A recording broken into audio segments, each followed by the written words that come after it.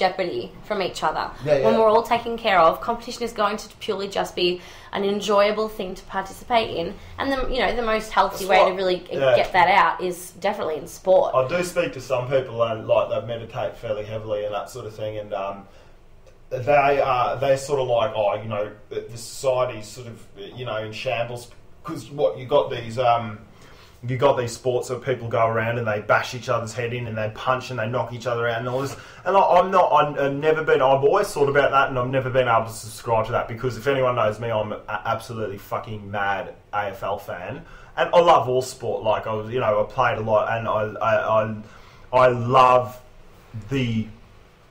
That's how I relate the whole patriotism thing, because I'm not patriot. I'm a patriot to the world.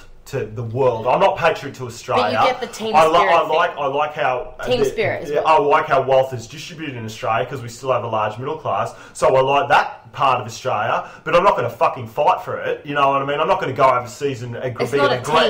Well, it's not a fucking team. You know what I mean? And that's the thing about Australia, is not a team. You know what I mean? And it's so diverse and multicultural that who the fuck is Australian? I don't know.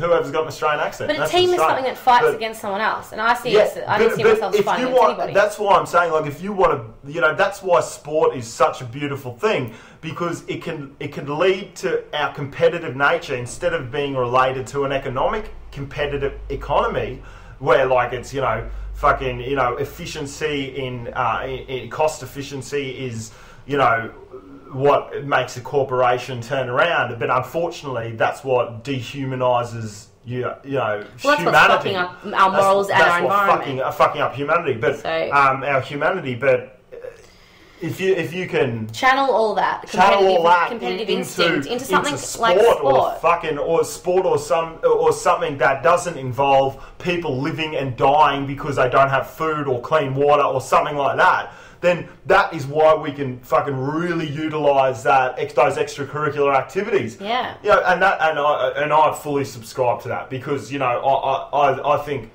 sporting and music and all these extra these things that are considered pastimes at the moment, which I believe should be at the forefront of everything that we do on this planet. It's why we live. It is why we're here. Everyone go, what do you do on the weekend? You go to a club and you listen to music. Imagine going to a club and there's no music playing, and you just drinking and talking. Or you go and eat a nice meal, or you play sport. The reason that we're here is to do the things that we like doing. Competition's good. I'm not saying completely get rid of competition. Competition's good. I can make better food than you. Okay, that means I'm going to fucking start making better food than you. I can make better music than you.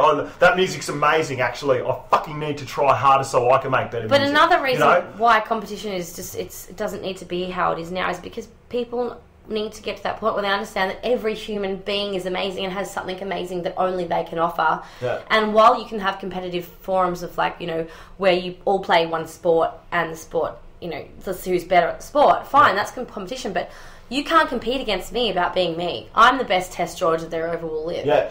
And that's a fact, and you're the best you that will ever live. Yeah. And to get competitive with each other in that regard, in terms of trying to put people in a hierarchy of who is a better person, and trying to and relating how you think they're better and for certain reasons with whatever it is about them or what they've achieved is nonsense. Yeah, surely. That's something that needs to go, and that is a competitive aspect of of competition in ourselves that needs to go. Yeah. Competition can stay, but the hierarchy of human beings needs to go.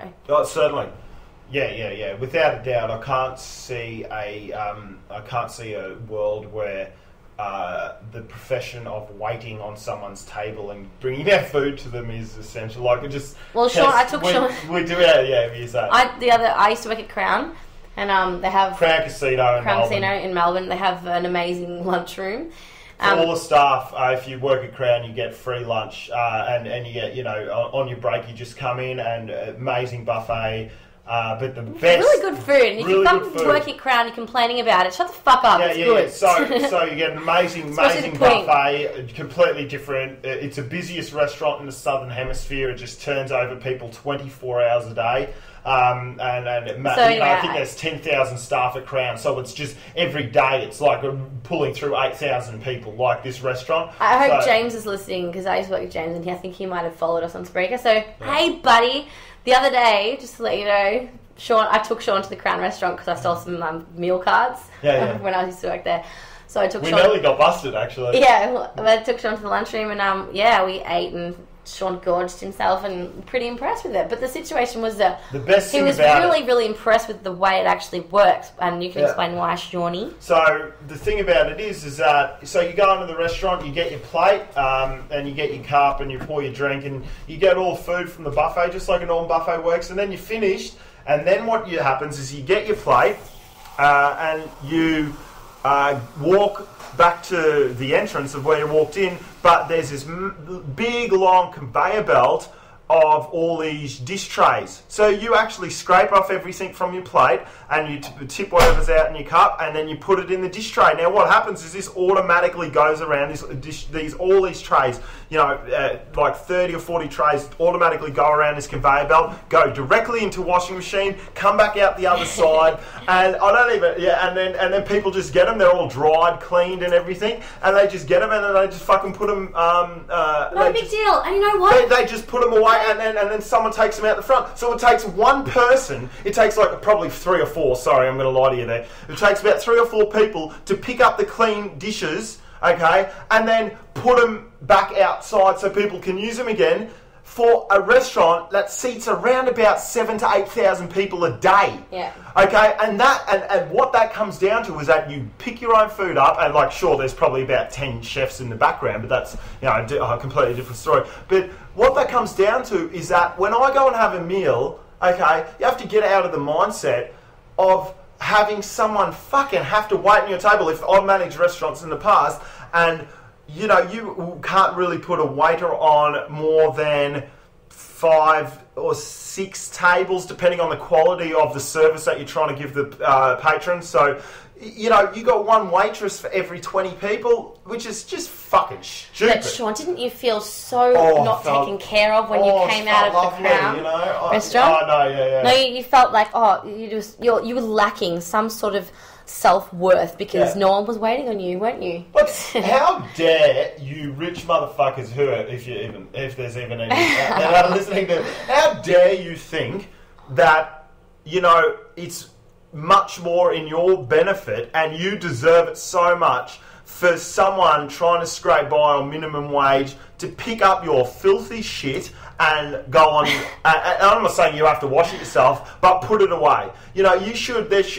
Meals should come out. You should pick it up, walk over and eat it and enjoy the meal without having someone fucking. And there's something. Sir, would you like some fucking brandy with that? There's some reason why that particularly makes sense when it comes to cleaning up after yourself. You can understand why you'll have people servicing you in other industries because they might be professionals in that, or you got someone helping you out with something, they get paid to do it, whatever. But when it comes to cleaning up after yourself, that's something that I don't think anyone should have to do. And no matter what you pay, no matter what situation you're in, fuck that. That's not right. Like I said, that's not a very extreme automated fucking state of the art glass washing, dishwashing system that they got at Crown. It's just a fucking dishwasher that feeds in trays after people put something in. It's not like this magical room where everything comes out fucking sparkly. So we're not talking about big feats of engineering here. No. We're just talking about shit happening in a more efficient manner. So if you are talking about some form of cost efficiency,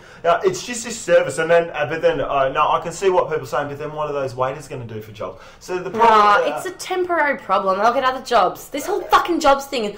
In the meantime, yes, the transition's going to be tough. We will have to find some sort of compensation for people who we put out from jobs, and we're going to have to. Yeah. That's going to be tough. But this job thing has been happening throughout history. There are industries that come and go. People get out of jobs because their job becomes irrelevant to society. Because, for example, they're, let's say someone was producing CFCs, that was their job. We don't allow CFCs in the sky anymore. So, fuck it, you're going to have to go out of a job. I'm sorry, mate.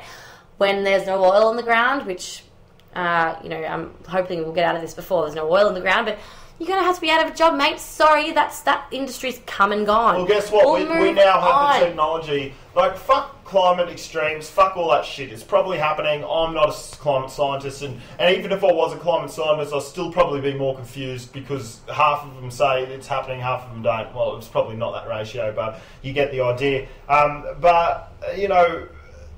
wouldn't you just rather live in a place where there's no pollution in there? Like, I mean, I think it just comes down to that. If we've got the technology to get all of our energy from the sun or tidal or wave or fucking whatever, I don't know, to get from whatever, wouldn't you rather live in a place where there's not pollution everywhere? Wouldn't you rather not sit in traffic and fucking have like exhaust fumes all around you all the time? I mean, if there was only a Prius, like, I mean, it's just logical to me that makes more sense. You know, like, there's another huge hurdle that I believe, going back to the human conditioning of today's brain, that is keeping us from getting over this little bit of an issue we've got with the world.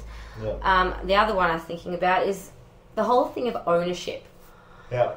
That whole thing where we have this idea that we need to own stuff, and that's a really important thing. And I get how it's come about, like owning things compared to someone else who doesn't own it gives you that right to use it, and it ensures your security of using this item, which usually is a survival thing, and it comes down again to the survival thing. If we remove the need to own, the need to own will be gone once we realise that everyone can use it. Yeah. Whenever they want.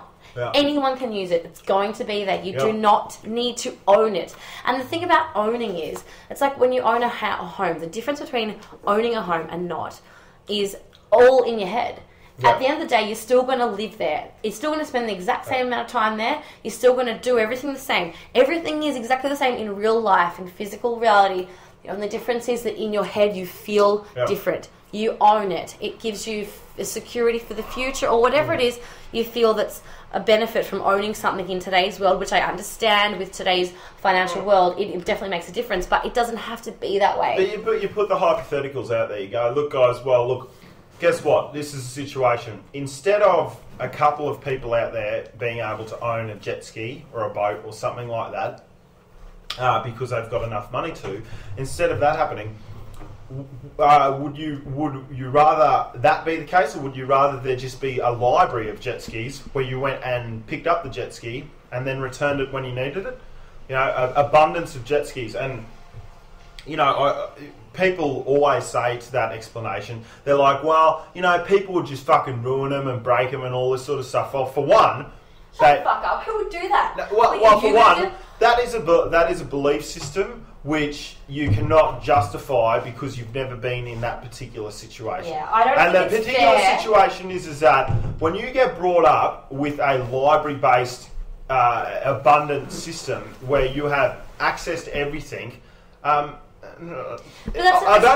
think I'm fucking wasting my breath even explaining it. It's such a stupid thing to have to... It's one of those things that to explain that someone's just going to go and wreck shit just because it's fucking one of those there, things that when you grow up and you come to a point where you respect community your and you parents are going to say you don't break that other people's things is like your things because it's just you living another life. Like when you get that whole community feel that everyone is connected and empathy and it's all our things. There's no ownership. And when I ruin something, it's actually ruining my own environment, not someone else's shit. I'm going to bring up something. That's an interesting point. Because if you've ever seen children being raised, one of the main fucking points of contention of children being raised is this whole situation of, okay, you have to share that. So, like, one of the whole things of when a child's being raised, I'm watching what you're doing. You're fucking distracting Sorry, me, I'm just organising my night. If you ever see children raised, you wouldn't understand this, but when always, like, this is a main point of children going, you're not allowed to take this, you're not allowed to touch my toys, they're my toys. Now that is something that just happens automatically. That's human. That's their nature of a child. That's not really automatic. You know what I mean? So you think that the ownership thing is human nature? Well, it seems to be, from what I can see, the ownership thing seems to be fairly prevalent from like a 1-year-old. I know what the difference is. The difference between the ownership thing, I think, only comes into account when there's an item that is extremely valuable to you personally, on a personal level. And for kids, I think toys, yes, that's valuable on a personal level. But for me, my jet ski is not valuable to me on a personal level because it's just a thing that I use for fun. Yeah, sure. So that's not an experience. That's not